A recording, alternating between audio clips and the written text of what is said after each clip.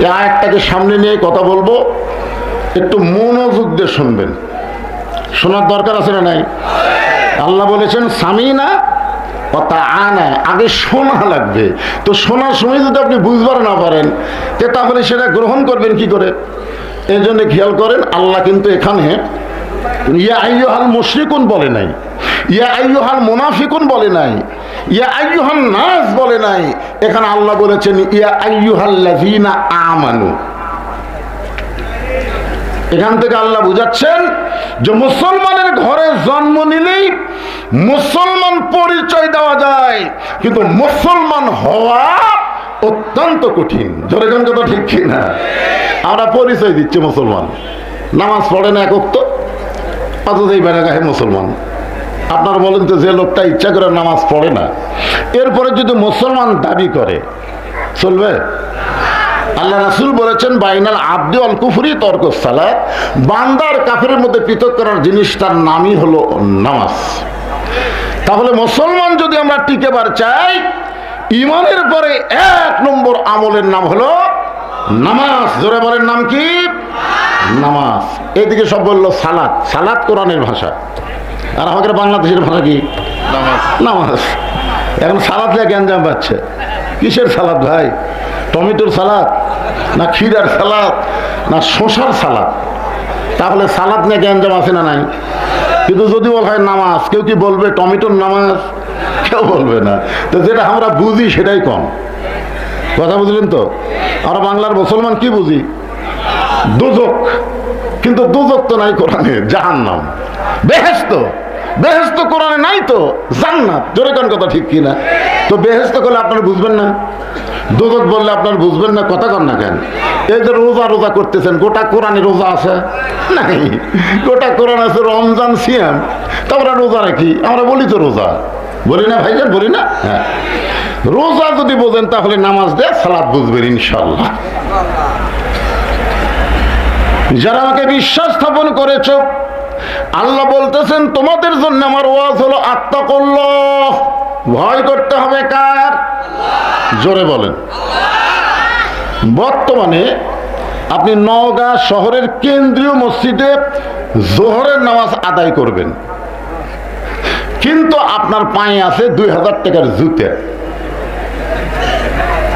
আপনি নিয়ত করেছেন সামনে কাতারে নামাজ পড়বেন, আপনার নিয়তও ভালো, এখন জুতাই তো বিপদ হয়ে গেল। এখন আপনার ঈমান বলতেছে আল্লাহর ঘরের মধ্যে জুতা নিয়ে যাওয়া যাবে না, কিন্তু আপনার মন বলতেছে চোর আছে। কি বলতেছে? মন কি বলে? চোর আছে। তখন আপনি কি করলেন? জুতাটা হাতত নিলেন। জুতা হাতে নেওয়ার সাথে সাথে আপনার দুই কান্দের ফেরেশতা বলতেছে আল্লাহ তোমার বান্দা তোমার ভয়ে তোমার ঘরে নামাজ পড়ার জন্য ঢুকতেছে, কিন্তু জুতা নেওয়ার সাথে সাথে আমরা কি লিখবো? মানে এতক্ষণ পর্যন্ত আমরা জানি মুয়াজ্জিন আযান দিছে, তোমার বান্দা পাগলা হয়ে তোমার ভয়ে তোমার ঘরে ঢুকতেছে। আমরা খালি লিখতে চাচ্ছি ডান কান্দে যে পরহেজগার, মুত্তাকি, মুসল্লি, কিন্তু যেই জুতা লিছে তখন আমরা কি লিখবো? তখন আল্লাহ বলতেছে কি লিখবি? চোরের ভয়, আল্লাহর ভয় একই অন্তরে যদি রয়, তার কোনোদিন নামাজ কবুল হয় না।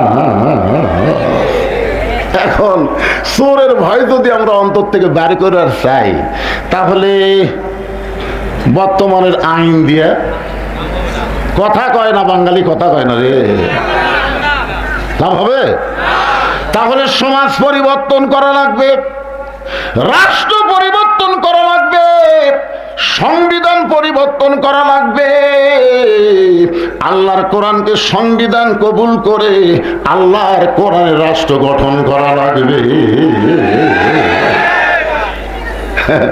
আপনি চেষ্টা করেন, আপনি চেষ্টা করেন। আল্লাহ রাসূল বলেছেন মান সাআলাল্লাহু তাআলা আশ-শাহাদাতা বিসিদকিন বাল্লাগাহুল্লাহু মানাজিলা শুহাদা ওয়া মাতা আলা ফিরাশিহি, রাওয়াহুল বুখারী কিতাবুল মাগাজি। আল্লাহ রাসূল বলেছেন বাংলার জমিনে, পৃথিবীর জমিনে আল্লাহর কোরআনকে বিজয় করার নিয়তে যারা আন্দোলন করে শাহাদতের নিয়ত করবে, ওই মাতা আলা ফিরাশিহি, সে যদি নিজের বিছনায়ও মৃত্যুবরণ করে, বাল্লাগাহুল্লাহু মানাজিলাশ শুহাদা, হাসরের ময়দানে আল্লাহ তাকে শহীদদের কাতারে দাঁড় করাইয়া দিবে।